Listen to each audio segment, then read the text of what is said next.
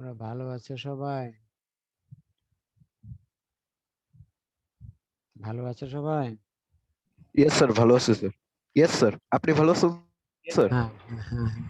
তোমাদের একজনের একটু ফোন নাম্বারটা, আমার ফোন নাম্বারটা একটু লিখো, পার্সোনাল ফোন নাম্বারটা 01819605377 আবার একটু বলবেন?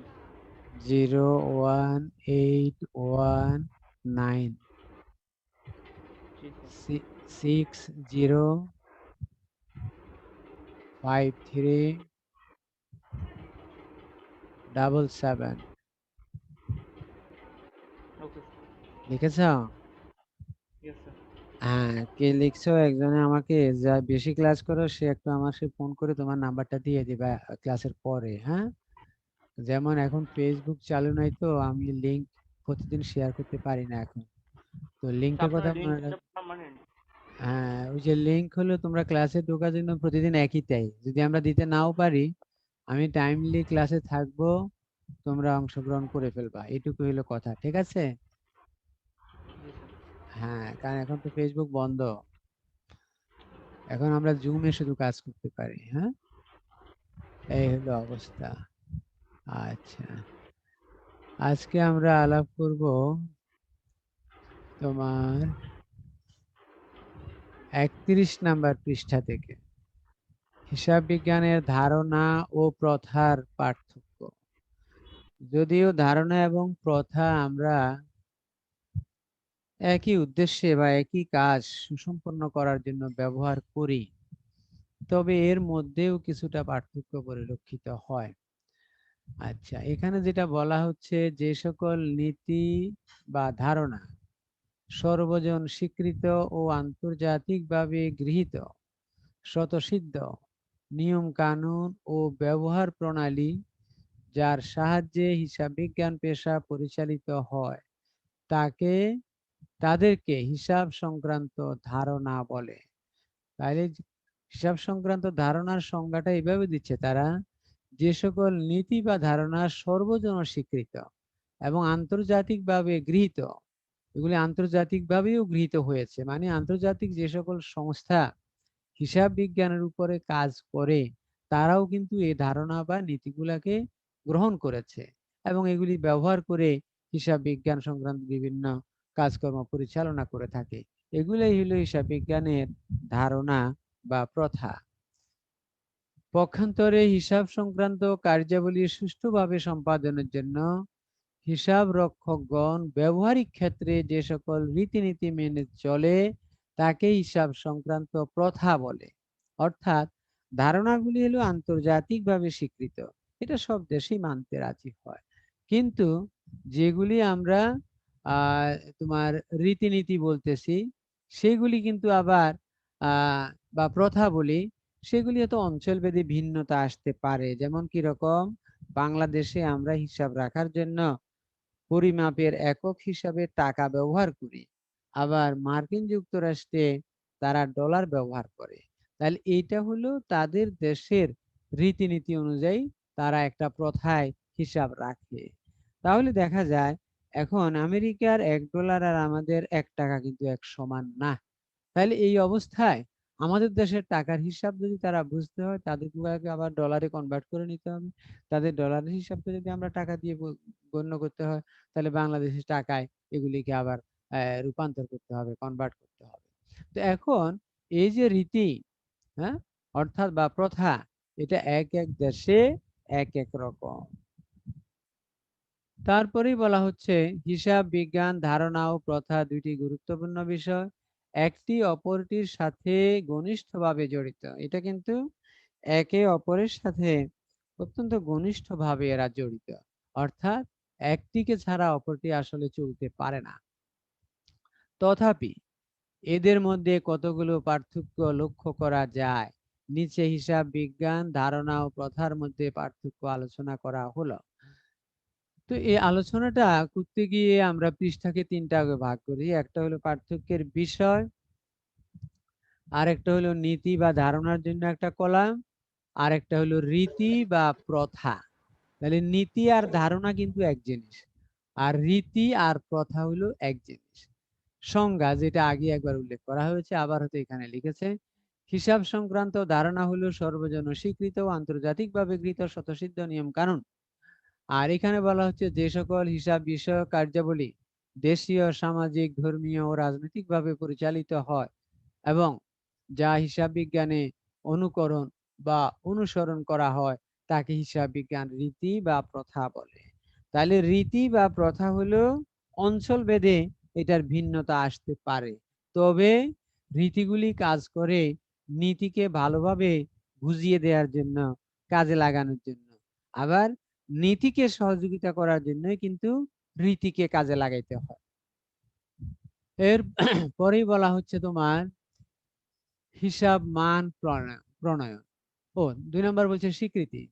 হিসাব বিজ্ঞান ধারণার আন্তর্জাতিক স্বীকৃতি আছে। হিসাব বিজ্ঞান ধারণা বা নীতিগুলির আন্তর্জাতিকভাবে স্বীকৃতি আছে, আর হিসাব বিজ্ঞান প্রথার আন্তর্জাতিক স্বীকৃতি নাই। যেমন আমরা টাকায় হিসাব করি, এটা কিন্তু তারা আন্তর্জাতিকভাবে আমাদেরকে এই স্বীকৃতি দেয় না। তারা যদি আমাদের হিসাব বুঝতে হয়, তখন আমরা এটাকে আবার ডলারে রূপান্তর করে তাদের কাছে পাঠাইতে হয়। আর ওই দেশের কোনো হিসাব যদি আমরা বুঝতে হয়, তাহলে ওদেরকে আমরা অনুরোধ করি আপনারা টাকায় রূপান্তর করে পাঠিয়ে দেন, অথবা আমরা রেটটা বলে দিই, এক্সচেঞ্জ রেটটা কেমন আছে। হিসাব মান প্রণয়ন। হিসাব বিজ্ঞানের ধারণার উপর ভিত্তি করে আন্তর্জাতিক হিসাব মান প্রণীত হয়। এই যে ধারণাগুলি আছে, এই ধারণাগুলোর উপর ভিত্তি করেই হিসাব মান তৈরি করা হয়। অর্থাৎ সবচেয়ে গ্রহণীয় যে সকল ধারণা, সেগুলোর ভিত্তিতেই হিসাব মান তৈরি করা হয়। হিসাব বিজ্ঞানের প্রথা আন্তর্জাতিক হিসাব মান নির্ধারণে বিবেচনা করা হয় না। আর হিসাব বিজ্ঞানের প্রথা যেটা বা রীতি যেটা, এগুলি কিন্তু আন্তর্জাতিক হিসাব মান প্রণয়নের জন্য তেমন একটা বিবেচিত হয় না। গ্রহণযোগ্যতা। হিসাব বিজ্ঞানের ধারণাগুলো সর্বত্রই গ্রহণযোগ্য।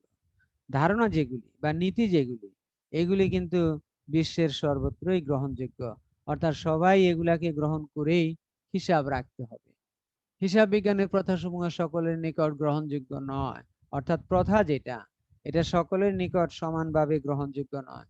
এটা যার যার দেশ অনুসারে, অঞ্চল অনুসারে এগুলি গ্রহণ করে থাকে তারা।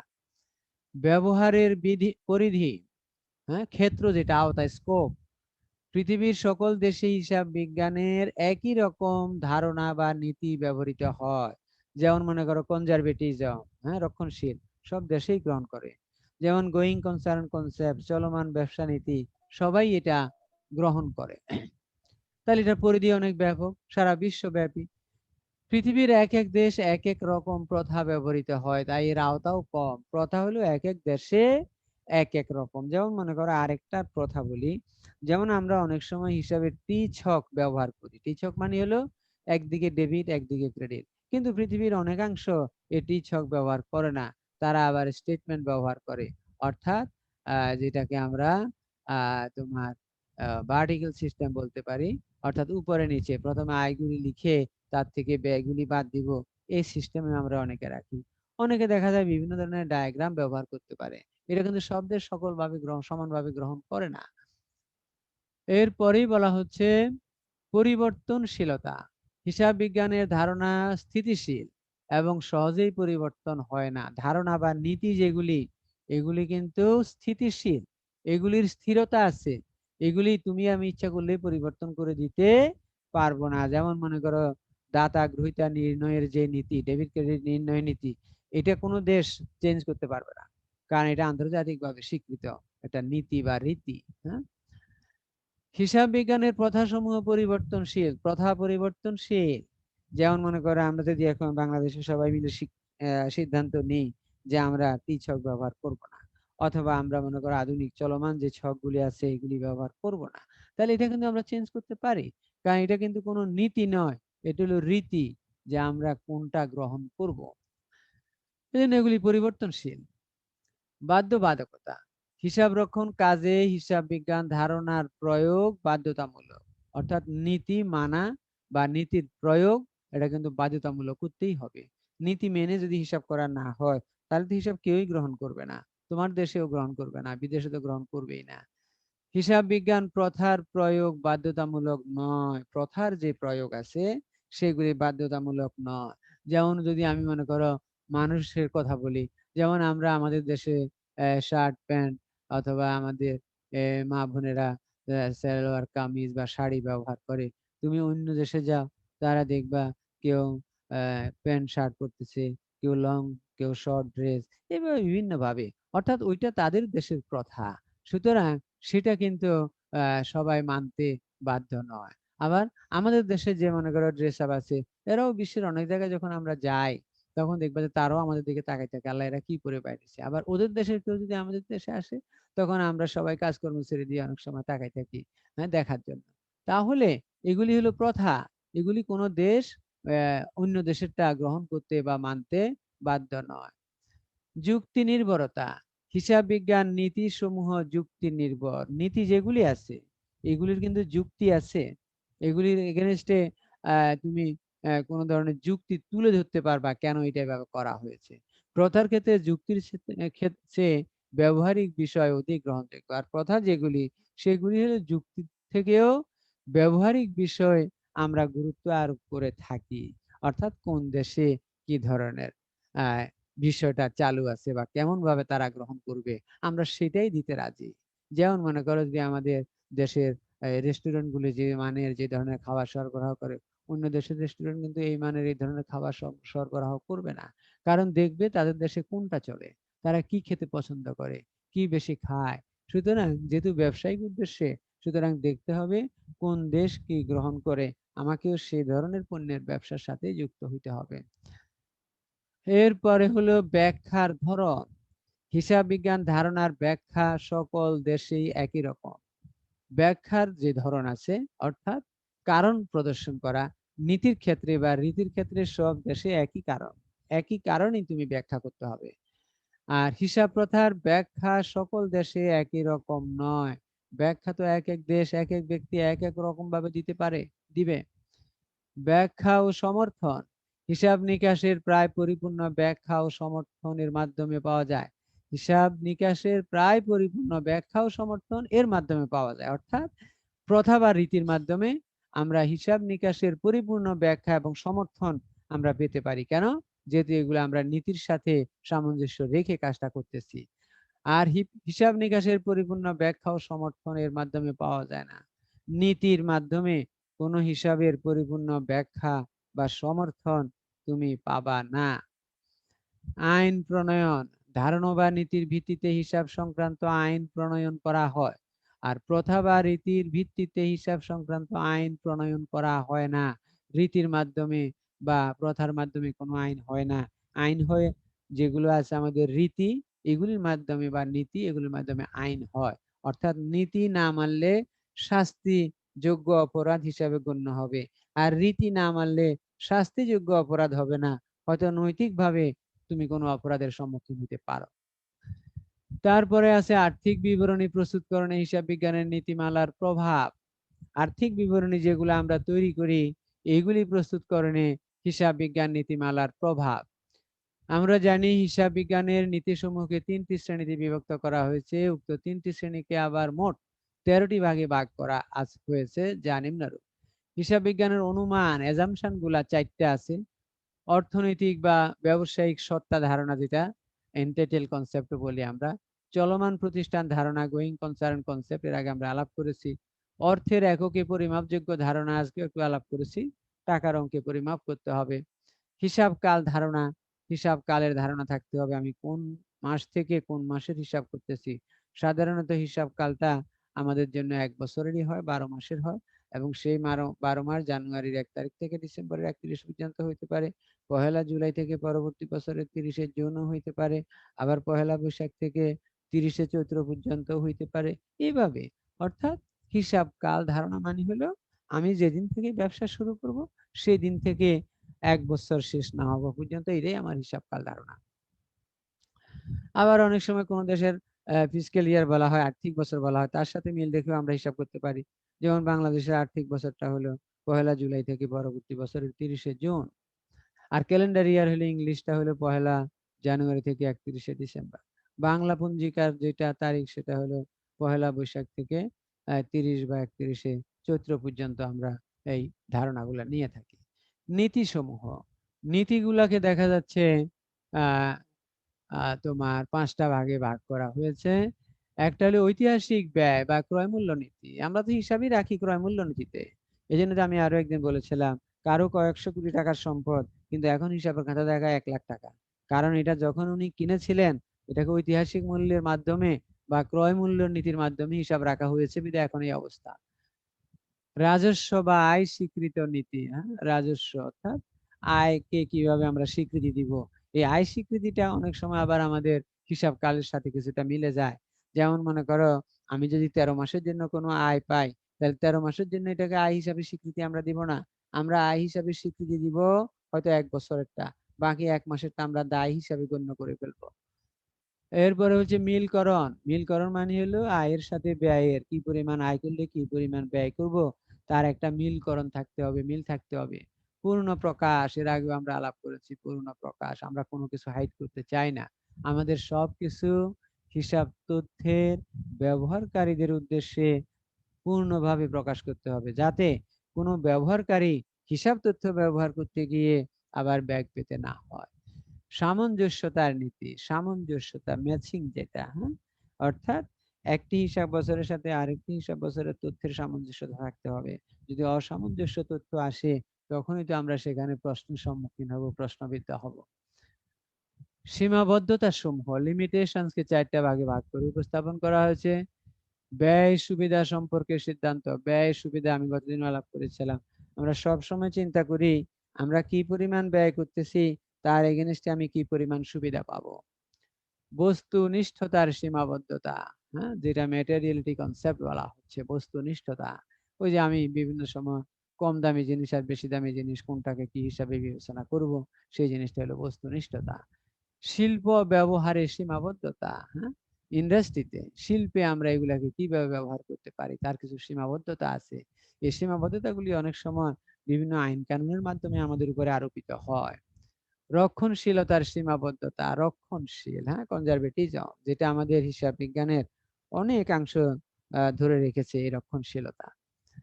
আর্থিক বিবরণী প্রস্তুতকরণের ক্ষেত্রে হিসাব বিজ্ঞানের উপরোক্ত 13টি নীতিমালার প্রভাব নিম্নে সংক্ষেপে আলোচনা করা হলো। এই নীতিগুলির একটু প্রভাব আলোচনা করা হলো। যেমন প্রথমে বলা হচ্ছে, অর্থনৈতিক বা ব্যবসায়িক সত্তা ধারণা অনুযায়ী মালিক কর্তৃক সরবরাহকৃত মূলধন, মূলধনের সুদ, তারপরে হলো মালিক কর্তৃক নগদ বা পণ্য উত্তোলন, উত্তোলনের সুদ ইত্যাদি হিসাবের বইতে লিপিবদ্ধ করা হয়। তাহলে এগুলা কোন নীতি অনুযায়ী? সত্তা সংক্রান্ত ধারণা অনুযায়ী, অর্থাৎ অর্থনৈতিক বা ব্যবসায়িক সত্তা অনুসারে এগুলিকে আমরা একটা হিসাবে রাখি, সত্তাধিকার হিসাব। চলমান প্রতিষ্ঠান ধারণা, অস্থায়ী সম্পদের অবস্থা, স্থায়ী সম্পদের অবস্থা ধার্য করা, অস্পর্শনীয় সম্পদের অবলোপন ধার্য করা, সম্পদ সমূহকে চলতি স্থায়ী 2 ভাগে ভাগ করা, দায় সমূহকে চলতি ও দীর্ঘমেয়াদী এই 2 ভাগে ভাগ করা। অর্থাৎ চলমান প্রতিষ্ঠান ধারণা অনুযায়ী আমরা এই কাজগুলি করে থাকি। অর্থের মাপকাঠিতে পরিমাপ যোগ্যতা ধারণার প্রভাবটা কি দেখো। যে সকল বিষয়ের সাথে অর্থের সম্পর্ক রয়েছে, অর্থাৎ যে সকল বিষয় অর্থের মাপকাঠিতে পরিমাপযোগ্য, কেবল সেই সকল বিষয় হিসাবের বইতে লিপিবদ্ধ হবে। অর্থাৎ হবে অর্থের মাপকাঠিতে পরিমাপযোগ্য নয় এমন বিষয় হিসাবের বইতে লিপিবদ্ধ হবে না। যেমন আমি যে বলছিলাম, কারো 10টা 20টা 30টা 100টি বিল্ডিং আছে, এটা কিন্তু হিসাবের খাতায় লেখা হবে না। এই বিল্ডিং গুলির মূল্য কত, সেটা অর্থের মাপকাঠিতে পরিমাপ করা যায় কিনা, সেটাই হিসাবের খাতায় লেখা হবে। এটাই হলো আমাদের অর্থের মাপকাঠিতে পরিমাপযোগ্যতা।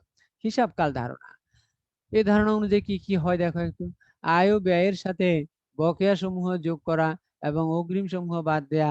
একইভাবে বিগত বছরের আয় ও ব্যয় সমূহ চলতি বছরের আয় ও ব্যয় সমূহ থেকে বাদ দিয়ে দেখানো হয়। অর্থাৎ কোনটাকে আমি আয় ধরবো, কোনটাকে ব্যয় ধরবো, কোনটা হিসাবকালের আয়, কোনটা হিসাবকালের আয় নয়, এগুলি কিন্তু আমাদের হিসাবকালের ধারণা অনুযায়ী আমাদেরকে নির্ণয় করতে হয়। যেমন মনে করো, আমি একটা উদাহরণ দিই, আরেকটা উদাহরণ তোমাকে বললো, চূড়ান্ত হিসাব তৈরি করতে 2020 সালের 31শে ডিসেম্বর পর্যন্ত, 1 বছরের 1 জানুয়ারি থেকে 31 ডিসেম্বর 2020। কিন্তু ওই রেওয়া মিলে দেওয়া আছে বিনিয়োগ 1/7/2019। তাহলে এই ক্ষেত্রে হিসাবের সুদের ক্ষেত্রে আমাদেরকে হিসাবকাল ধারণাটা বিবেচনা করতে হচ্ছে, কারণ বিনিয়োগের জন্ম তারিখ অনুযায়ী হিসাব করলে 18 মাস হয়ে যায়। কিন্তু আমি তো হিসাব করতেছি 12 মাসের, তাহলে আমাকে ওই 12 মাসের সুদে হিসাব করতে হবে।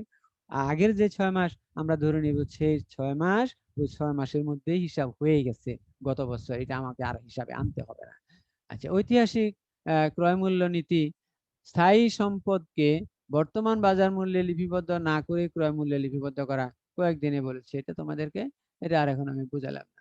রাজস্ব আয় বা স্বীকৃতি নীতির প্রভাবটা কি দেখো, আয় সমূহ অর্জিত হইলে হিসাবের বইতে লিপিবদ্ধ করতে হবে, এই ক্ষেত্রে অর্থ প্রাপ্তি বাধ্যতামূলক নয়। অর্থাৎ আয় বকেয়া থাকলেও তা চলতি বছরের আয় হিসাবে হিসাবের বইতে লিপিবদ্ধ করতে হবে। একইভাবে অগ্রিমপ্রাপ্ত আয়কে আয় হিসাবে দেখানো যাবে না, বরং আয় থেকে বাদ দিয়ে দায় হিসাবে দেখাতে হবে। অর্থাৎ রাজস্ব স্বীকৃত নীতিটাও কিন্তু কিছুটা হিসাব কালের সাথে জড়িত। অর্থাৎ আমরা কোনো আয়কে আয় দেখাবো না, দায় দেখাবো, কোনো খরচকে খরচ দেখাবো না, সম্পদ দেখাবো, এটাই হলো আমাদের রাজস্ব স্বীকৃত নীতির প্রভাব। এরপর হলো মিলকরণ নীতি। ব্যয়ের সাথে চলতি বছরের বকেয়া ব্যয় যোগ করা, পরবর্তী বছরের ব্যয় অর্থাৎ অগ্রিম বাদ দিয়ে দেওয়া। একইভাবে বিগত বছরের কোনো ব্যয় চলতি বছরে প্রদান করা হলে তাও চলতি বছরের ব্যয় হিসাবে গণ্য করা। হ্যাঁ, তারপরে আয়ের সাথে একই কথা বলা হচ্ছে। অর্থাৎ এই ধারণাটার মিলকরণ নীতিটা হলো, এখানে আমরা অগ্রিম বকেয়া অথবা এই বছরের কোনো খরচ যদি বিগত বছর পরিশোধ করে থাকি তাহলে সেটাও এখানে যোগ করতে হবে। আবার এই বছর যদি আগামী বছরের জন্য পরিশোধ করি সেটাকে করতে হবে বিয়োগ। এই জিনিসগুলো হলো আমাদের মিলকরণ নীতি অনুযায়ী এই কাজগুলি আমরা করে থাকি। পূর্ণ প্রকাশ। পূর্ণ প্রকাশ অবশ্যই খরচকে স্থায়ী সম্পত্তিকে বাদ না দিয়ে আলাদাভাবে পুঞ্জীভূত অবশ্যই হিসাব তৈরি করা হয়, যাতে স্থায়ী সম্পত্তির ক্রয় মূল্য এবং বই মূল্য উভয়টি অনুধাবন করা যায়। হ্যাঁ, অর্থাৎ কি, আমরা যেমন মনে করো একটা সম্পদ কিনলাম 1 লাখ টাকা দিয়ে, এখন প্রতি বছর 20,000 টাকা করে অবশ্যই ধরলাম, আমি হিসাবের বই দেখালাম 3 বছর পরে যে সম্পদের মূল্য 1 লাখ, পুঞ্জীভূত অবশ্যই আছে 20,000 টাকা করে 3 বছরে 60,000। তাহলে এর দ্বারা কিন্তু আমি তিনটা জিনিসই পেয়ে যাচ্ছি, আমার সম্পদের ক্রয় মূল্যও পাচ্ছি, সম্পদের পুঞ্জীভূত অবশ্যের পরিমাণও পাচ্ছি, এবং সম্পদের পুস্তক মূল্য যেটা, অর্থাৎ সম্পদের ক্রয় মূল্য থেকে পুঞ্জীভূত অবশ্যই বাদ দিলে যে মূল্য থাকবে এটাকে বলা হয় পুস্তক মূল্য। তাহলে এখানে কোনো কিছুই আর গোপন থাকলো না, সবই আমি জেনে গেলাম।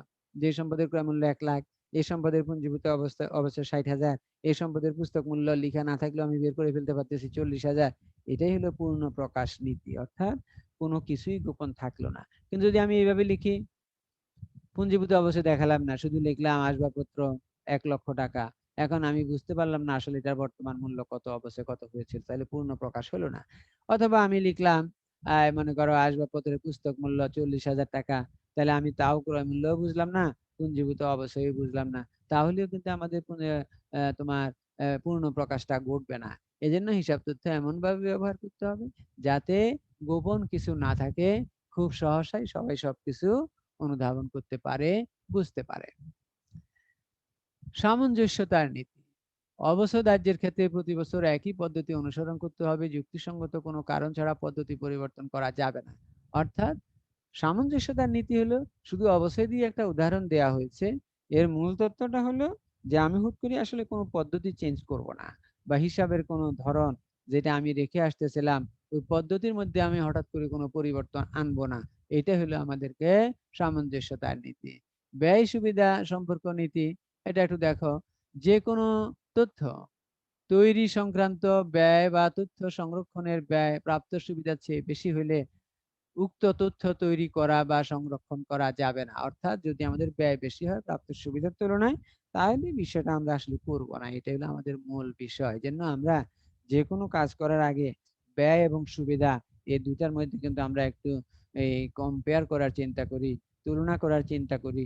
যদি আমি দেখি আমার সুবিধা বেশি থাকবে, ব্যয় কম্পারেটিভলি কম থাকবে সুবিধার তুলনায়, তাহলে কিন্তু আমরা এই ব্যয়টা করতে আগ্রহী হব, না কিন্তু আসলে আমরা আগ্রহী হব না।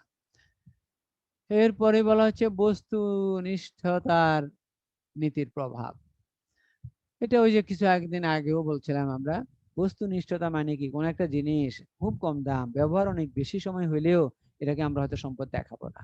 যেমন মনে করো এখানে উদাহরণ দিচ্ছি, paper wait, stapler machine, punching machine ইত্যাদি খুচরা যন্ত্রপাতি দীর্ঘমেয়াদের জন্য ক্রয় করা হলেও স্বল্প মূল্যের কারণে এই সকল উপাদানকে চলতি সম্পদ হিসাবে গণ্য করা হয়।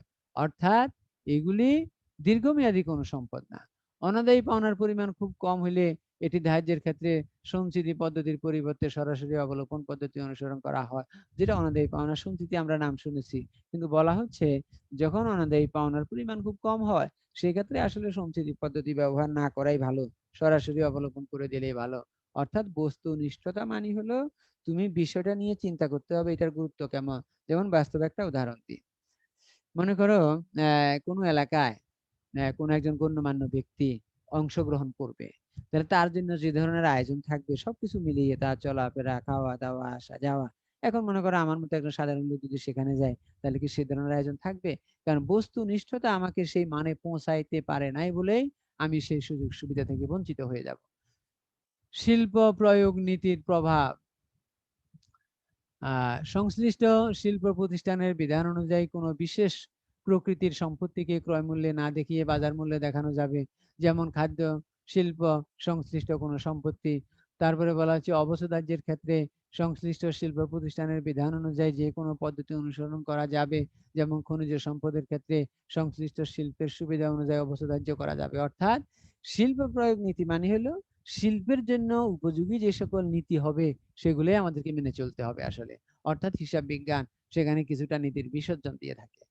রক্ষণশীলতার নীতি, চলতি সম্পদের ক্রয় মূল্য এবং বাজার মূল্য উভয়ের মধ্যে কম মূল্যটি হিসাবের বইতে লিপিবদ্ধ করতে হবে। চলতি যে কোনো সম্পদের ক্ষেত্রে বলতেছে ক্রয় মূল্য বা বাজার মূল্য এই দুটির মধ্যে যেটি কম, যেটা আমরা সবসময় সমাপনী মজুদের ক্ষেত্রে প্রয়োগ করে থাকি, এই জিনিসটা বলা হচ্ছে।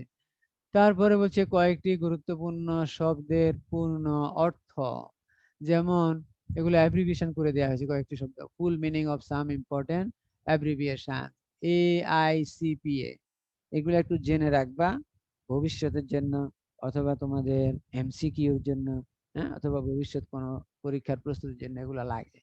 AICPA American institute of certified public accountants, S আছে, অনেকে শুধু অ্যাকাউন্ট্যান্ট বলে ছেড়ে দেয়, হবে না, এস আছে, accountants. Gap, generally accepted accounting principles, S আছে কিন্তু বহু বছর, কারণ প্রিন্সিপাল তো একটা হয় না, কতগুলো নীতির সমষ্টি, অনেকগুলো নীতি, হ্যাঁ, যেগুলাকে আমরা ধারণা বা নীতি বলেছি সেগুলি, এগুলো তো একটা না, অনেকগুলো আছে।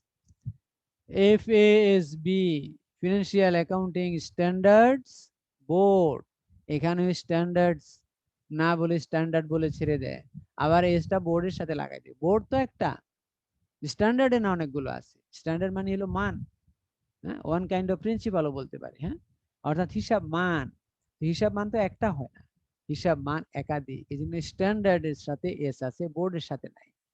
AAA আমেরিকান অ্যাকাউন্টিং অ্যাসোসিয়েশন, যেমন মনে করো তোমাদের MCQ তে দিয়ে দিল AAA অ্যাব্রিভিয়েশন, আমেরিকান অ্যাকাউন্টিং অ্যাসোসিয়েশনও দিল, আরো ত্রিপলেতে যা যা বানানো যায় সবই বানিয়ে দিল, যেগুলো অ্যাকাউন্টিং এর সাথে কিছুটা আবার সামঞ্জস্য আছে। অ্যাকাউন্টিং এর সাথে সামঞ্জস্য নাই এরকম শব্দ অনেক ক্ষেত্রে বানানো হয় না, যাতে তোমরা কিছুটা কনফিউশনে ভোগো যে আসলে কোনটা হবে। তো তুমি যদি সঠিকটাই মুখস্থ রাখো, এখন বেঠিক যেটাই দিবে তখন তো তুমি ধরে ফেলতে পারবা যে এটা বেঠিক, আসলে আমি সঠিকতার মধ্যে চলে যাই। তাহলে AAA মানে হলো American accounting association.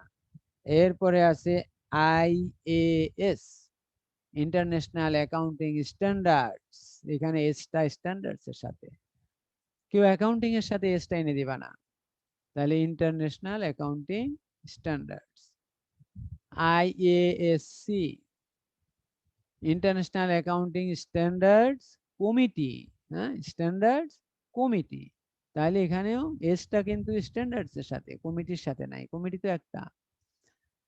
IASB international accounting standards board, IASB international accounting standards board. তারপরে আছে IFRS international financial reporting standards, international financial reporting standards. এই বর্তমানে আর্থিক প্রতিবেদনগুলো আমরা যেগুলা করি এগুলির রীতি নীতি নিয়ম কানুন কি হবে সবে IFRS আমাদেরকে জানিয়ে দেয়, এই সংস্থাটা আমাদেরকে জানিয়ে দেয় যে আপনাদের রিপোর্টের স্ট্যান্ডার্ড এই হতে হবে, আইটেমগুলির মান এই হতে হবে।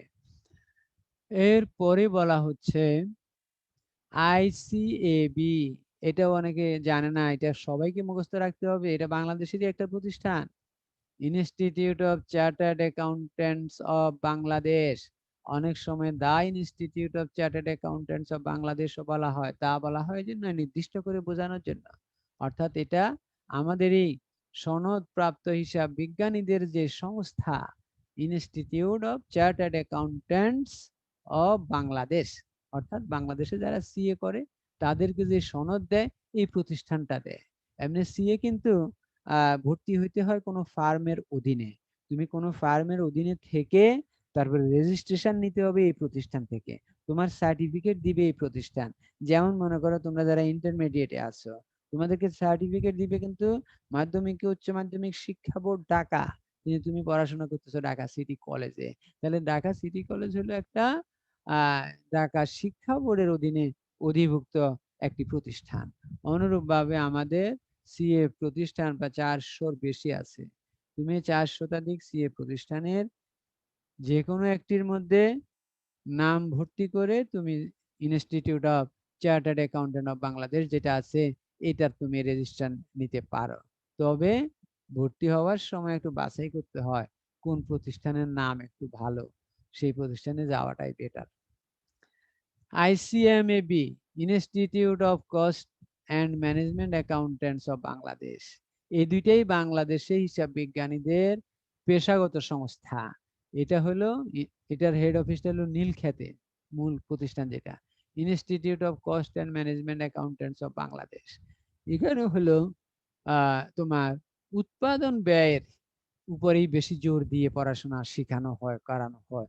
এবং এখানে যারা পাশ করে এরাও এক ধরনের হিসাব বিজ্ঞানী, তবে এর হলো কস্ট অ্যান্ড ম্যানেজমেন্ট অ্যাকাউন্টিং এর উপরে হিসাব বিজ্ঞানী। এবং এদের ম্যাক্সিমাম চাকরিগুলো হয় ইন্ডাস্ট্রির খুব উঁচু লেভেলে, যেমন মনে করো কোকা কোলা কোম্পানি, যেমন মনে করো বিএসআরএম স্টিল। হ্যাঁ, এই যে বড় বড় কোম্পানিগুলো চলতেছে তাদের ম্যানেজমেন্টে যারা আছে তারা কিন্তু এই প্রতিষ্ঠান থেকে ডিগ্রি নেওয়াগুলোরই অধিক মূল্য দিয়ে থাকে এবং অধিক বেতন পেয়ে থাকে তারা।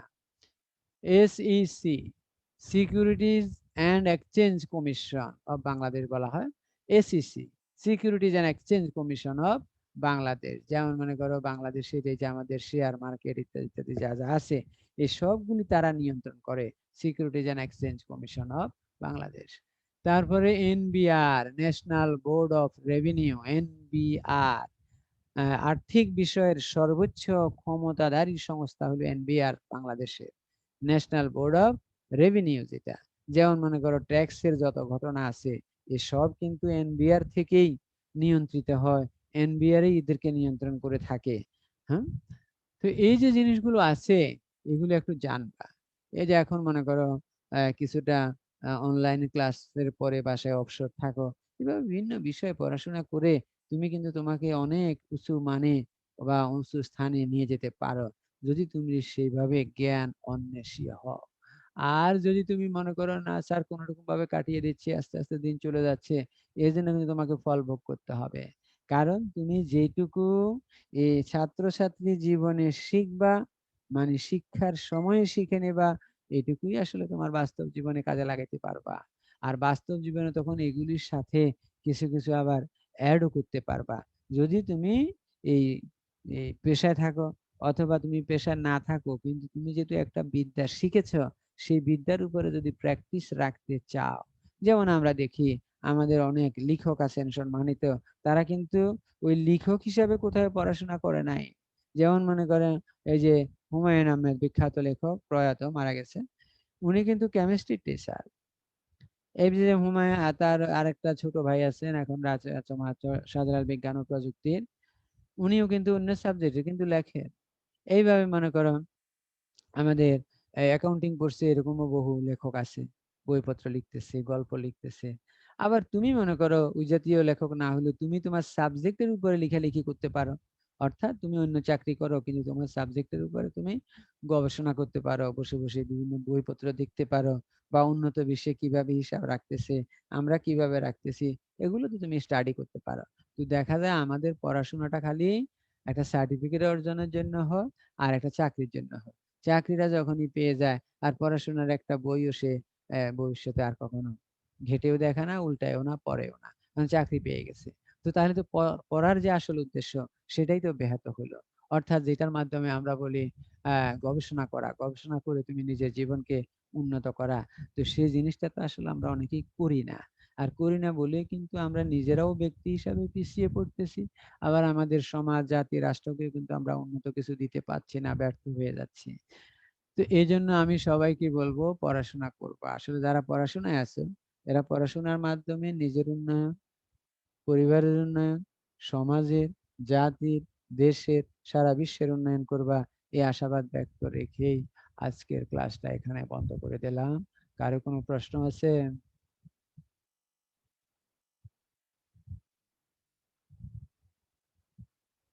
কারো কোনো প্রশ্ন আছে? নাই মনে হচ্ছে। আচ্ছা, সবাইকে অনেক ধন্যবাদ। সবাই স্বাস্থ্যবিধি মেনে চলবা, নিয়মিত পড়াশোনা করবা, ভালো মানুষ হবা, ভালোভাবে প্রতিষ্ঠিত হবা। আসসালামু আলাইকুম।